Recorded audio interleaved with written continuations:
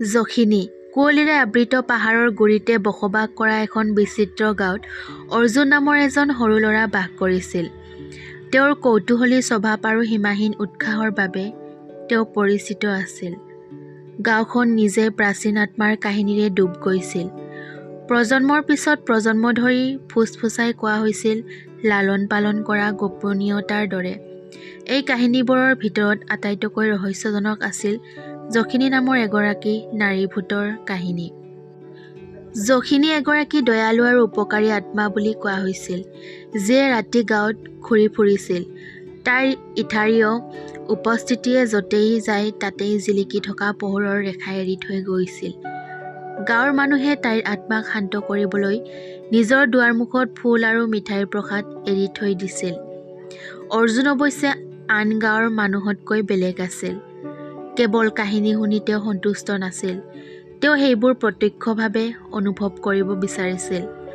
দুঃসাহসিক হৃদয় আৰু বকাময়তাৰ স্পৰ্শেৰে সি ছয়াময়া জখিনীক বিচাৰিবলৈ সিদ্ধান্ত ল'লে। কেৱল লোককথাতকৈও বেছি আছে বুলি নিশ্চিত হৈ এদিন চন্দ্ৰ আলোকিত ৰাতি গাঁওখন তৰাৰ কম্বলৰ তলত শুই থকাৰ সময়তে অৰ্জুনে নিজৰ অভিযানত নামি পৰিল। বন্তি আৰু সাহসী হৃদয়ৰে সজ্জিত হৈ তেওঁ গাঁৱৰ বাহিৰৰ হাবিত সাহস কৰি যাবলৈ ধৰিলে। ৰহস্যময় হুলস্থুল আৰু উচ্চুৰ কোমল হুলস্থুলেৰে হাবিবোৰ জীয়াই আছিল যদিও বুজাব নোৱাৰা উদ্দেশ্যবোধৰ দ্বাৰা পৰিচালিত হৈ অৰ্জুনে গৈ আছিল। হাবিৰ গভীৰতালৈ ঘূৰি ফুৰাৰ লগে লগে বতাহ ঠাণ্ডা হৈ পৰিল আৰু পৰিৱেশটো আৰু ভয়ংকৰ হৈ পৰিল। ছাঁবোৰে তাৰ চাৰিওফালে নাচিছিল আৰু তাৰ হৃদয়খনে প্ৰতীক্ষা আৰু ভয়ৰ মিশ্ৰণেৰে লৰচৰ কৰিছিল। হঠাতে গছৰ মাজত এটা ক্ষীণ জিলিকনি দেখা গ'ল। জুইকুৰাৰ দৰে কিন্তু অধিক মোহনীয় জিলিকি থকা পোহৰবোৰ দেখি অৰ্জুনৰ খোজ বন্ধ হৈ গ'ল। লাইটৰ পিছে পিছে অৰ্জুনে নিজকে সৰু ক্লিয়াৰিং এটাত পাইছিল, য'ত এটা মূৰ্তি মৃদু উজ্জ্বলত গা ধুই থিয় হৈ আছিল। সেয়া আছিল জখিনী, কাহিনীবোৰৰ ভূত। তাইৰ ৰূপটো অৰ্ধস্বচ্ছ অথচ উজ্জ্বল। তাইৰ চকু দুটাত গভীৰ জ্ঞান আছিল আৰু তাইৰ উপস্থিতিয়ে অৰ্জুনৰ আশংকাবোৰ ধুই পেলোৱা এটা নিশ্চিন্ততাৰ অনুভূতি বিকিৰণ কৰিছিল। মোক বিচাৰিবলৈ কোনে সাহস কৰিলে? যুগ যুগৰ গোপন কথাবোৰ লগত লৈ ফুৰিছিল জখিনীৰ কণ্ঠত সুৰীয়া ফুচফুচানি।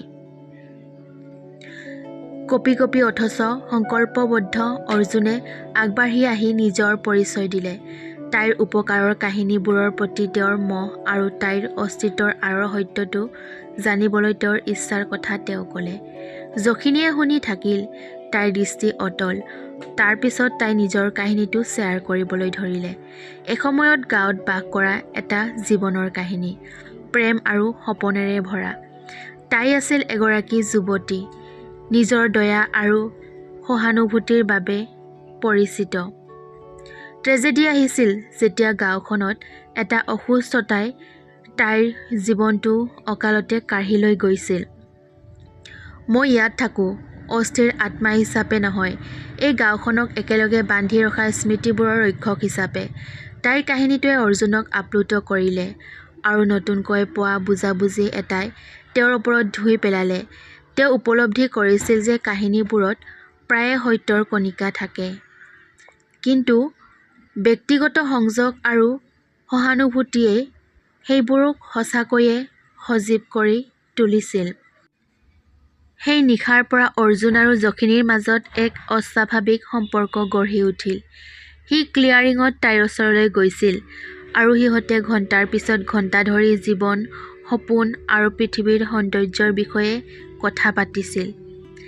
গাঁওখনে জখিনীৰ স্মৃতিক সন্মান জনাই থাকিল, কিন্তু এতিয়া তেওঁলোকৰ ওপৰত চোৱাচিতা কৰা আত্মাটোৰ বিষয়ে গভীৰ বুজাবুজিৰে তেওঁলোকে তেনে কৰিলে।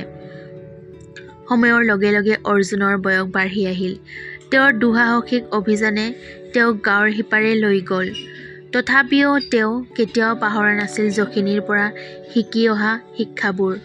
কাহিনীক আঁকোৱালি লোৱা, বুজাবুজি বিচৰা আৰু সাধাৰণৰ মাজত যাদু বিচাৰি ওলোৱাৰ গুৰুত্ব। আৰু সেইবাবেই নাৰীৰ ভূত যখিনীৰ কিংবদন্তি জীয়াই থাকিল, কেৱল ৰহস্যৰ কাহিনী হিচাপে নহয়, কিন্তু এটা সোঁৱৰণি হিচাপে যে কেতিয়াবা আটাইতকৈ অসাধাৰণ অভিজ্ঞতাক আঁকোৱালি লোৱা আৰু আমাৰ জীৱন গঢ় দিয়া আত্মাৰ সৈতে সংযোগ স্থাপনৰ পৰাই আহে। ধন্যবাদ।